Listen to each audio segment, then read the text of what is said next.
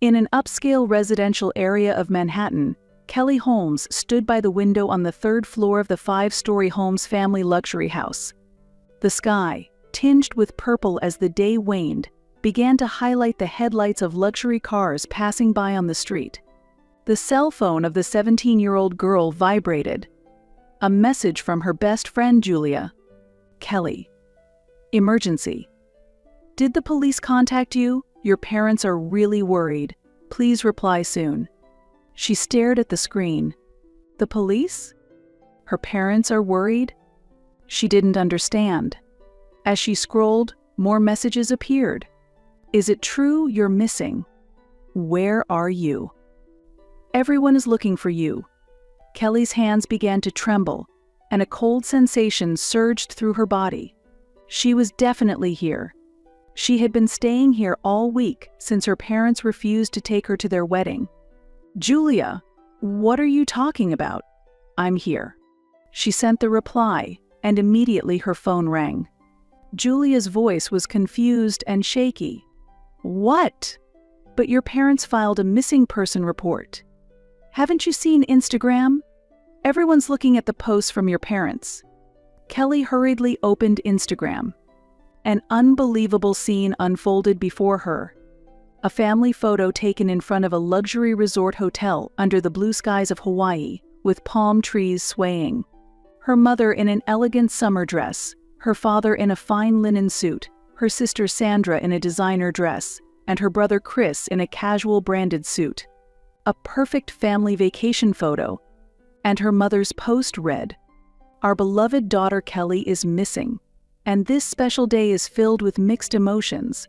We are cooperating with the police in the search, praying for her safety." Kelly's vision blurred. Nausea surged. She felt as if she might collapse right there. She leaned against a luxurious chair by the window, looking around the room. A white-themed interior, designer furniture, and a wall-to-wall bookshelf. Luxurious, yet with a somewhat cold atmosphere. A space that symbolized the 17 years of her life.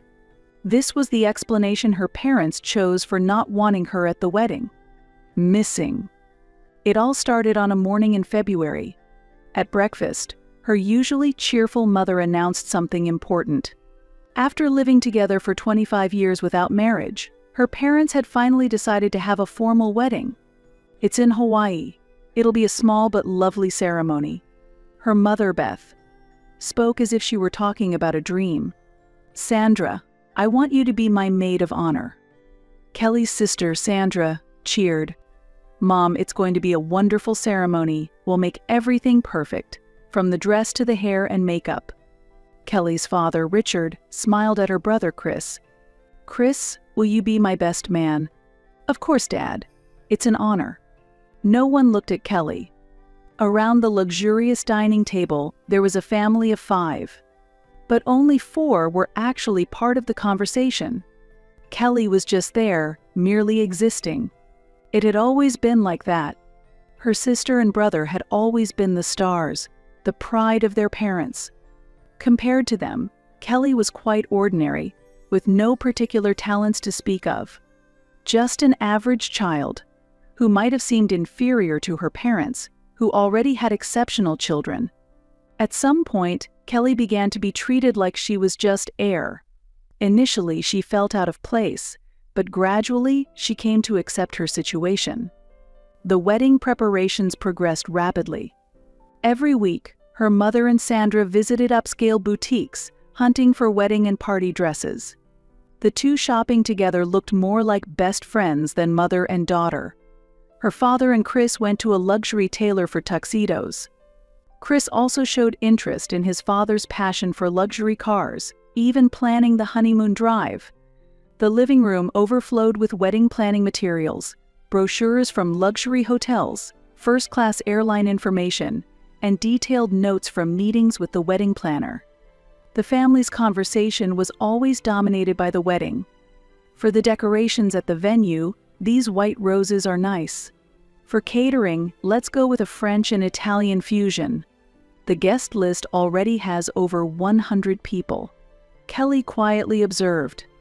She was hoping someone would notice her presence. But those hopes were consistently dashed. When the topic of a flower girl came up, for a moment, attention turned to her. But the conclusion came quickly. Sandra's 3-year-old daughter, Ashley, came to be their perfect choice. Ashley will be so cute.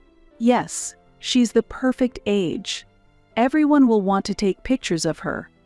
When her maternal grandmother, Dorothy, suggested that Kelly read a poem at the ceremony, her parents immediately rejected the idea. "We want a simple ceremony," her mother said. "No need for any unnecessary performances," her father added. Kelly painfully understood the true meaning behind those words. She was deemed an unnecessary presence. One evening in May, her father called out to her. "Kelly, can I talk to you for a moment?" In the living room, her mother was looking at pictures of the venue on an expensive tablet. When Kelly entered, her mother turned off the screen. "There's something about the wedding I need to discuss," her mother began, choosing her words carefully while sitting on the leather sofa set. "You." Her mother hesitated. "I think it's better if you don't attend." Kelly couldn't believe her ears. The air in the living room, surrounded by luxury furniture, seemed to freeze instantly. "What do you mean?" "Our wedding is going to be very elegant," her mother said, caressing the expensive Persian carpet with her toes. "You're not good with that sort of thing, are you?" "Not good with it." Kelly's voice trembled. The light from the luxurious chandelier suddenly felt too bright. "You don't want to invite me?" Her father cleared his throat from his custom leather armchair. "You're not suited for these kinds of events. You wouldn't handle it well like Sandra or Chris. But I'm your daughter." Kelly's voice echoed faintly in the spacious living room. "That's exactly why." Her mother interjected while absent-mindedly playing with her expensive necklace. "We don't want to embarrass you." At that moment, something inside Kelly crumbled. She felt as if she could hear the last bastion of her family, built over 17 years, collapsing. "Embarrassing?" Kelly's voice rose. The family photos displayed in the living room suddenly looked alien. "I'm your embarrassment." "Not in that way." Her mother stumbled over her words, nervously touching her expensive bracelet. "Then what do you mean?" Anger welled up inside her. "Your own daughter isn't invited." "How does that make sense?" "Kelly." Her father's voice grew stern. "Don't be selfish anymore." "Selfish?" Kelly chuckled bitterly. The family photo on the marble fireplace caught her eye. A perfectly staged facade of happiness. "Wanting to attend my own parents' wedding is selfish. You're always like this." Her mother sighed. "You never try to understand us. Do you know how important this wedding is to us?" "Understand?" Kelly's voice shook. "What about the 17 years I've spent trying to understand you? Have you ever tried to understand my feelings even once?" From that night on, Kelly stayed in her room. Within the expansive space, she felt herself becoming smaller and smaller. Luxurious furniture, designer lighting, and the latest audio equipment. Materially, she lacked nothing. But what was critically missing was love. Her meals were brought to her room by the housekeeper, Patty. Patty's gaze held sympathy, but she couldn't say anything. From her window, Kelly could see her family busy with wedding preparations. Her mother and Sandra returned home, arms laden with designer shopping bags. Her father and Chris went out in a luxury car for tuxedo fittings. Relatives and friends arrived one after another. No one knocked on Kelly's door. The morning before they left, Kelly asked her mother one more time, "Mom, am I really not allowed to attend the wedding?" Her mother looked up from the book she was reading, still seated in the reading chair by the window. "No, we didn't even get you a plane ticket." They hadn't bought her ticket. There was no seat for her on the family's first-class trip. It wasn't a mere oversight. From the start, they hadn't intended to include her in the plans. The next morning, the family left early.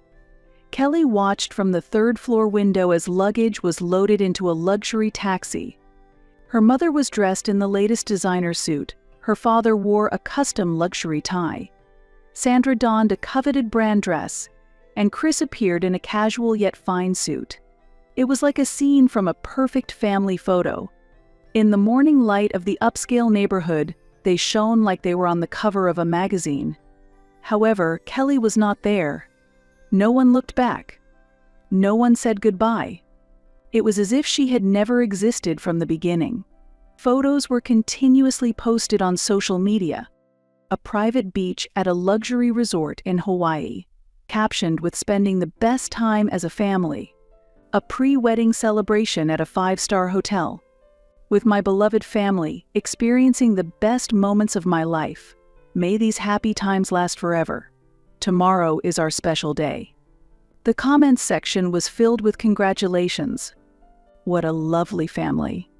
The ideal family. I aspire to have a wonderful family like yours. Kelly stared at her expensive smartphone screen. There indeed was her family.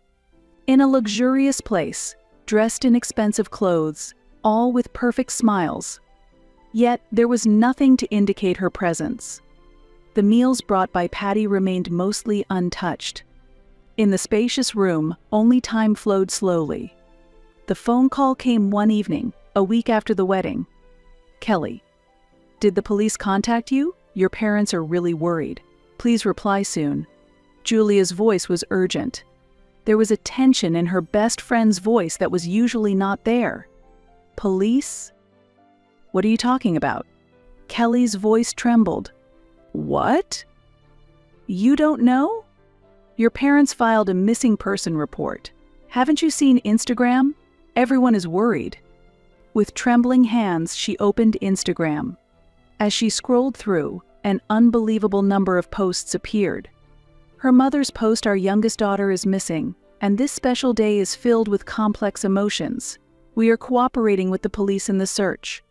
Praying for her safety. Prayers for Kelly, to our beloved daughter, come home soon." Numerous comments were posted. I'm so sorry. Hope she is found soon. Any clues from the police? How heartbreaking on such a day. Kelly's mind went blank. She felt like she might collapse onto the luxurious floor of her own room. Nausea surged. They knew. They knew she was here.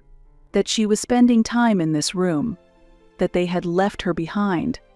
Yet they lied about her being missing. As the evening light filtered into the luxurious room, Kelly stood up. Her parents' lies. They were the culmination of 17 years of neglect and exclusion. She began to prepare carefully. First, the day's newspaper. She placed it in a position where the date was clearly visible. Next, a selfie in her room. With the sunset through the window as the backdrop, her expression calm. Then, she started writing the post. I am not missing. I am here, in my room at home in Manhattan. My parents know I am here, because they refused to take me to the wedding. They said, you don't fit in. They didn't even buy me a ticket. They didn't prepare a dress for me. And now, they are lying about me being missing. This is the truth. The ugly truth behind the facade of a perfect family. Before hitting the post button, she took a deep breath. A moment to end 17 years of silence. She pressed the button. The response was faster than expected. Within the first 30 minutes, comments and messages flooded in from friends and relatives. From friends, Kelly, is this true? Unbelievable. Too cruel. Do you need anything? How can I help? Messages also poured in from strangers. Kelly's post spread rapidly, accompanied by hashtags like erase daughter, fake family, moment of truth. The family's response was not delayed. 10 missed calls from her mother. The voicemails were frantic. Kelly, what are you doing? Delete this now. Think about our feelings. Messages also came from her siblings and father. After midnight, a call came. It was from her maternal grandmother, Dorothy. Kelly. Her grandmother's voice was as warm as ever, yet that night it carried a special strength. I've seen it all. the social media posts, the comments, and the missing person report. Tears streamed down Kelly's face uncontrollably. "Grandma, you've done well." Her grandmother's voice was gentle. "You've endured alone for 17 years. It's enough now. But I'm only 17, and my parents." Kelly's voice shook. "You don't need to worry about legal matters," her grandmother reassured her with conviction. "I've spoken with your Uncle Jason. He has already arranged things with a lawyer." "Really?" Hope began to dawn for Kelly. "That missing person report was the last straw," her grandmother explained.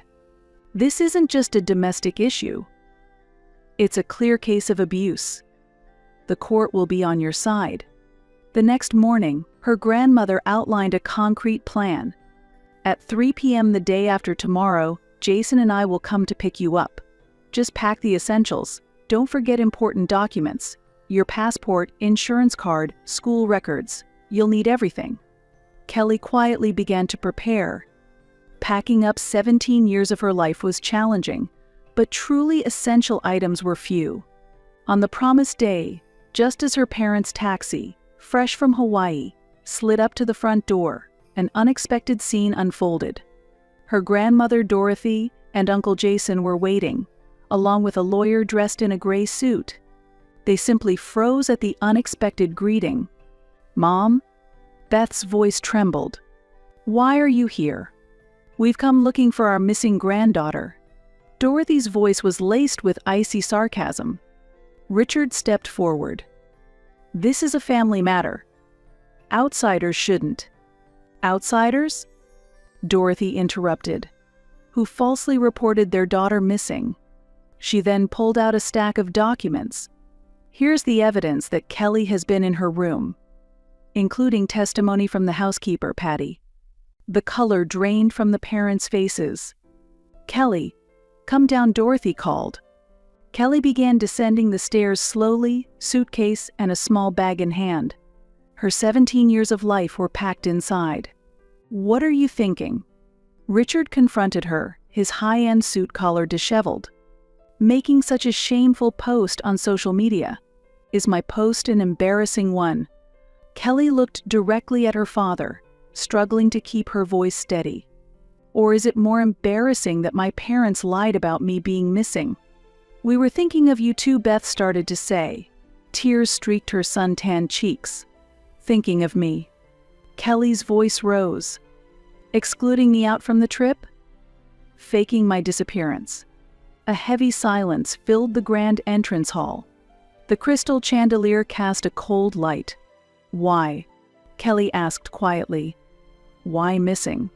"It's about appearances," Beth unexpectedly answered, nervously clutching her expensive handbag. "How could we tell anyone that our daughter refused to attend the wedding? Our reputation would be—" "I refused." Kelly's voice quivered. "You excluded me. You've always been different," Beth shouted. "You never try to meet our expectations like Sandra and Chris. Always alone, always choosing a different path from us. So that makes it okay to erase me." No one answered. Shadows stretched across the marble floor as the evening deepened. "Kelly, let's go." Dorothy spoke gently. As Kelly headed towards the entrance with her luggage, Beth called out to her in a panic. "Wait." She rushed over, her designer high heels clicking on the floor. "You're still a minor. You can't just." "That's enough." Dorothy interrupted calmly. "Look at this." The lawyer produced new documents. "These are petition papers for the court." The lawyer's voice resonated. "Evidence of abuse and neglect. False missing person reports on social media. It's all recorded. Are you trying to threaten us?" Richard's voice was a low growl. "It's not a threat." The lawyer continued evenly. "It's a presentation of facts. We hope to proceed amicably from here." The parents were at a loss for words. A heavy silence fell in the ornately decorated entrance. Before heading to the taxi, Kelly turned back one last time. Her parents stood frozen at the entrance of the luxury house. Beth wiped her tears with a luxury brand handkerchief, while Richard looked off into the distance with a stern face. 17 years. Kelly's voice echoed quietly. In the 17 years of my life, have you ever truly seen me as part of the family? There was no response. Instead, the evening breeze was the only answer. The taxi started to move. Dorothy quietly held Kelly's hand. It's the beginning of a new chapter, Kelly. From the backseat window, the luxury house gradually became smaller. A place filled with 17 years of memories. A stage for a family that was perfect only in pretense. The place where she was erased. Tears streamed down her cheeks. But they were not tears of sadness. They were tears of liberation, the first step towards a new life. That night, Kelly's post became national news. Wealthy family alienates teen daughter, modern family's darkness revealed through social media. The true voice of a missing girl. The hidden side of a perfect family image. There were requests for interviews from TV stations. Newspapers wanted interviews. Publishing houses offered book deals. However, Kelly turned them all down. She wasn't ready yet. She wanted to focus on reclaiming herself. Instead, she began to write. On her blog, she shared her honest feelings. I am no longer the erased one. This is the start of my new story. For those tired of playing the perfect family, you are not alone. St. Mary's High School was worlds apart from the private high school in Manhattan that Kelly had attended. There was no competition for brand-name goods. Instead, there were warm smiles and genuine words. On the first day, a classmate named Jessica approached her naturally. You're new, right? Want to have lunch together? Kelly hesitated for a moment. This was an act of kindness without any expectation of return. Something she had never experienced before. Students who had seen her posts on social media did not pry unnecessarily. Kelly, look at this. One day during lunch, Jessica handed her the school newspaper. The literary club is looking for writers. Kelly was intrigued. She had always been good at writing, but her parents had dismissed it as a waste of time. Study business or law, they would say. Why don't you try? Jessica encouraged her. I think you have talent. From that day, Kelly began to write. It started with journal-like short pieces. Gradually, she moved on to stories and poems. By expressing her emotions through words, she felt the burdens inside her lighten. Her first short story in the school newspaper, The Voice of the Erased Girl, received more feedback than expected. A story of a girl ignored by her family and falsely declared missing.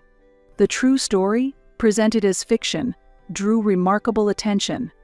A girl raised to be invisible, breathing quietly under the mask of a perfect family. And the day she decided to raise her voice, she washed away the false label of missing with the truth.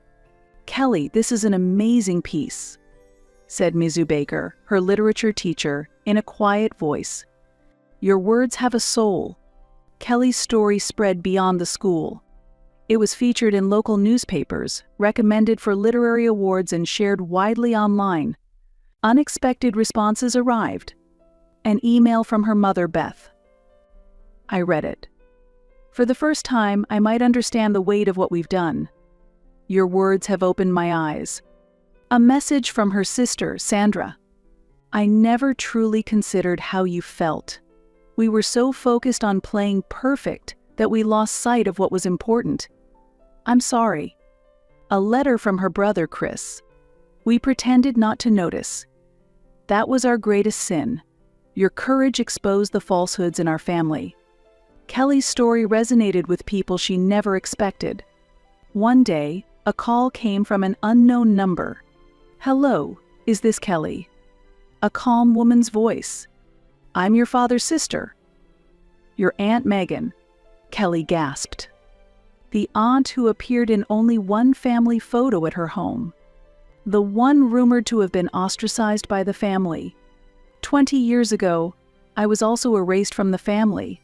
Megan's voice continued. as someone who didn't fit the perfect family image. Back then, no one had the courage to speak up. The conversation with Megan gave Kelly a new perspective. The Holmes family has a tradition of erasing passed down through generations. Megan's voice held old pain. I wanted to be a painter, but it was deemed unsuitable for the family stature. I was opposed by our parents and denied by your father. And eventually it was made to seem as though I had run away. Kelly took notes with trembling hands. The family's twisted tradition, invisible chains, and the stories of those who tried to break them. One day, the results from the state's Young Writers Contest arrived. Mizu Kelly Holmes, your work, The Erased Ones, The Truth Behind the False Missing Person Report, has been selected as the first prize winner in the high school category. She celebrated by hugging her grandmother. The story was also prominently featured in the local newspaper. And then, another unexpected response came. An email from her father, Richard. Congratulations. We failed to understand your talent. No, we chose not to understand. Trapped by the so-called tradition of the Holmes family. About Megan and about you. The email from her father continued. We were captivated by the illusion of a perfect family. Only now do I realize how great the cost has been. Losing Megan, and then you. Perhaps it was a curse-like chain within the Holmes family. A lengthy email also arrived from her mother. Every day, I reread your article. We tried to erase your very existence with the lie of missing that was the lowest act as a mother. I don't expect to be forgiven, but your voice has certainly reached us. Kelly did not reply. She felt it wasn't time yet. Instead, she began writing a new novel, The Genealogy of the Erased. The story of 3 generations of erased individuals in the Holmes family. Aunt Megan's dreams of being a painter, and her own experiences. Each time she wrote, it felt as though a weight was being lifted from her heart. Words were freeing her. Kelly. Her grandmother said one day in the garden, "You are the first in our family to speak up. Do you realize how much hope you've given to so many?" Indeed, her voice had reached. One day, her parents came to visit her grandmother's house. "We want to talk," her father said, his voice softer than ever. Kelly looked towards her grandmother, who nodded quietly. "We've been foolish." Her mother's voice trembled. "We never truly saw you, and we hurt you in the worst way. Why the missing lie?" Kelly finally asked the question she had longed to know. It was embarrassing. Her father answered, "We were afraid of our perfect family image breaking. But in the end, we made the worst choices." Kelly listened in silence. "We're not asking for forgiveness." Her mother continued, "But we completely misjudged your talent, your very existence. We want to acknowledge that." Kelly did not accept her parents' apology. It was still too soon. However, something within her had begun to change. She no longer needed her parents' approval. She no longer needed to meet her family's expectations. She had her own story to tell. As spring arrived, Kelly stood in her grandmother's garden, holding a college acceptance letter. She had been accepted to the prestigious creative writing program at a state university.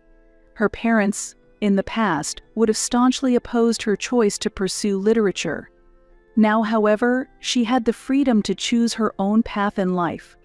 The flowers in her grandmother's garden seemed incomparably more beautiful than they had been a year ago. Contacts from her family had become rare. She received occasional messages from her mother, such as, "I read your new novel. I am proud of your talent." A formal card from her father arrived on her birthday. But lately, the words had begun to warm slightly. She also received text messages from her brother, who seemed to feel some pangs of conscience. "Heard you won another award for your new work? That's amazing." And then an invitation came from her sister. "If it's okay with you, maybe this Christmas." Yet these no longer disturbed her peace of mind. Kelly had gained the strength to make her own choices at her own pace. Her story, The Voice of the Erased Girl, had become nationally recognized. It delved into a family's twisted affection, the modern weapon of social media, and the extreme lie of missing. The tale resonated deeply with many people. There were even interview requests from TV stations. Your experience is giving courage to many young people. However, Kelly felt she was not yet ready for that. She wanted to focus on writing her own story. As graduation approached, Kelly wrote a letter to her grandmother. "Dear grandmother, a year has passed since you rescued me that day. This year, I've learned a lot. That family doesn't necessarily mean blood relations.